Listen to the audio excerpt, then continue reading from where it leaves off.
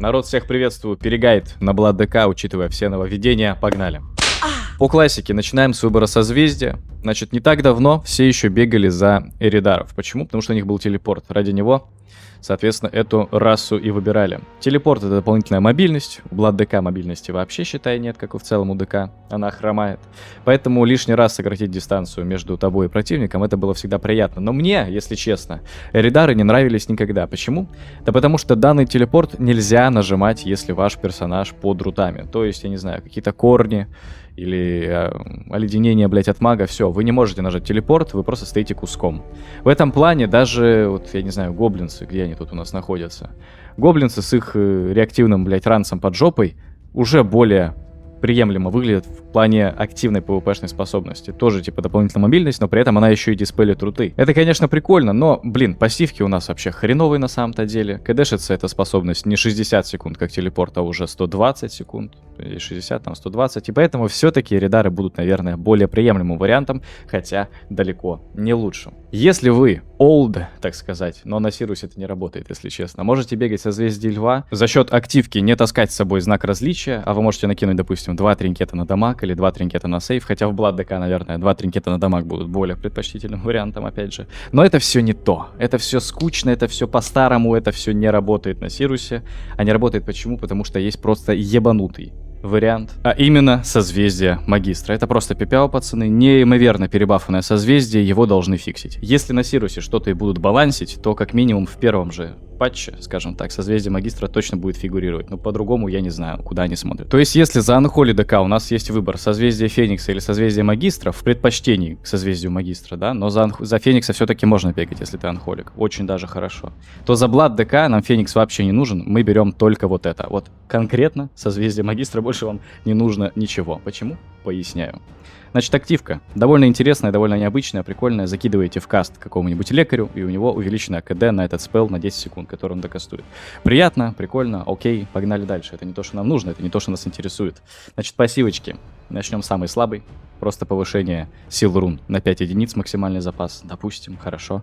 Это нам не так важно. Но то, что мы видим следующим, второе дыхание.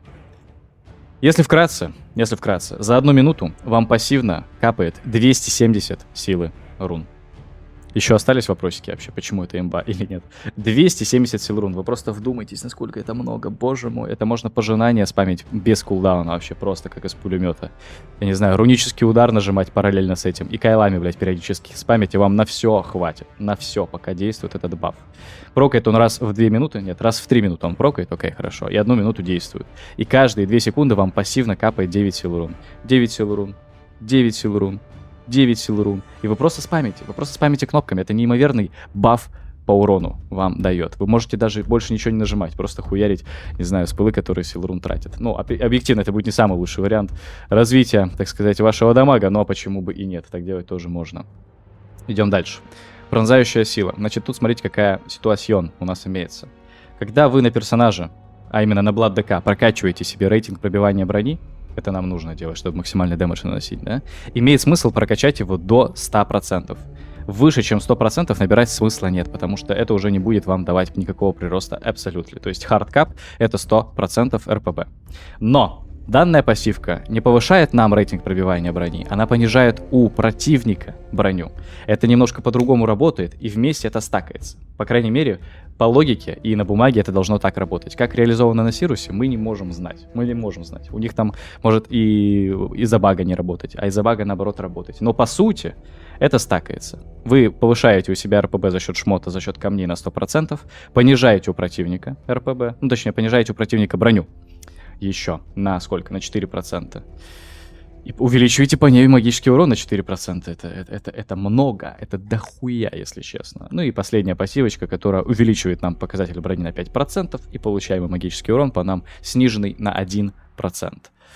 Солидно, окей, хорошо. Ну, как бы вы поняли, что нам нужно. Если мы играем за Blood DK, созвездие Магистра, пока не нерфили, пользуйтесь. Пока не занерфили, на этом нужно бегать. Это неимоверно мощно, это неимоверно сильно. Это надо брать. Это мы берем, пацаны. Поэтому вот такой вот билдачок, пацаны, максимально фишечный. Я нигде не видел, чтобы болезнетворность брали в 3, если честно, и не понимаю почему. Но если вам это не нравится, опять же, хорошо, все, 0 вопросов. 3 таланта забираете и закидываете куда хотите. Хоть в Повелителя Рун Смерти, хоть в Отражение Заклинаний, хоть в Кровать Червей, куда угодно. Я же буду бегать вот таким вот образом и вам рекомендую. Как по мне, супер кайф, супер классно. Это мы используем. Символы у нас всегда одинаковые. Символ на танцующее руническое оружие, символ на удар в сердце, чтобы он замедлял, поскольку у нас уже нет таланта осквернения, и теперь, когда мы, допустим, удар чумы используем, лужа не раскидывается на замедление. Поэтому да, нужно брать удар сердца, чтобы замедление прокало с наших дамажащих кнопок. И символ удара смерти, чтобы увеличить урон, соответственно, с этой способности. Я бы рекомендовал все-таки использовать символ кровотвода, символ воскрешения мертвых и символ на лик смерти. Вы нажимаете перерождение, начинаете на себя использовать кайлы, и они стоят уже не 40 силы рун, а 20. Это все достигается благодаря малому символу. Его тоже нужно брать. Говорим про характеристики. 100% РПБ, 5,5% меткости, 3-4% мастерства, пенетра вообще не нужна, устойчивости 1500 плюс. Все остальное закидываем в силу. По профессиям все довольно стандартно. Кузнечное дело выкачиваем, чтобы у нас была возможность зачарить себе, соответственно, на наруче дополнительное гнездо, вырезать его. В перчатках тоже вырезать дополнительное гнездо. Соответственно, инженерное дело мы выкачиваем, чтобы зачарить себе перчатку нарукавной зажигательной ракетницей. Просто раз в сколько? В 45 секунд вы будете где-то там 3500 среднего дамага наносить в противника на большую дистанцию. Это приятно, это солидно. Ювелирное дело мы прокачиваем, чтобы у нас была возможность 3 усиленных гема вставить в наши шмотки. Любые, какие хотите. На силу, на РПБ, там, на устойчивость, все, что вам угодно. Опять же, чего не хватает. И кожевничество качаем, чтобы зачарить себе, значит, наручи на силу атаки дополнительно, на 195 дополнительной силы атаки. Шмот, камни, чарки, вот это вот все. Значит, смотрите, лучшей двуручкой для Влад ДК будет ШМ. Ну, очевидно, темная скорбь, это наша любимица, мы это берем, это нам надо. Руну, которую Влад ДК использует, значит, руна, это всегда руна расколотых мечей, всегда. Она дает нам возможность срезать длительность дизарма, который по нам накидывают, на 50%. Это самое важное, ради чего берется данная руна. У Влад ДК весь основной урон идет за счет именно автоатак. Автоатаки, милишные тычки, вот удары в сердце. Для этого всего нам нужна пушка в руках. Если на нас закидывают дизарм на 10 секунд, это все. Мы просто выключены из боя, мы не можем бить, мы не можем дамажить. Руна расколотых мечей — наше спасение. Просто в 2 раза уменьшает время действия по нам этого дизарма, поэтому это мы берем. Это мы берем. Значит, все остальное, все остальные чарки, все остальные камни, вы просто подрабатываете свои статы. Опять же, как я вам и говорил. Вот у вас есть список статов, вам нужно к ним дойти, и чего вам не хватает, то вы и берете. Усиленный гем, который нам нужно использовать, это гем на рейтинг крита плюс критический урон. Все остальное вы закидываете себе по необходимости, как я это уже и сказал. Показываю, какие чарки у нас тут есть. Значит, вот это шлем, шея, наплечник. На плащ, пенетру, чари смысла нет. Опять же, чарка на 52 пенетры нам не нужна, потому что нам пенетра в целом не нужна. Зачаривайте либо на силу атаки, либо на что-то еще. В общем, смотрите, какие проки вам нужны. Нагрудник, запястье, за счет кожевничества данная чарка. Тут руна расколотых мечей, как я и сказал. Значит, реликвию стоит использовать печать болезнетворности. Просто есть шанс на прок дополнительной силы, когда мы используем удар смерти. Уничтожение мы не нажимаем, удар плети мы не нажимаем. Поэтому, да, только удар смерти нам этот прок дает. Тринкеты, кольца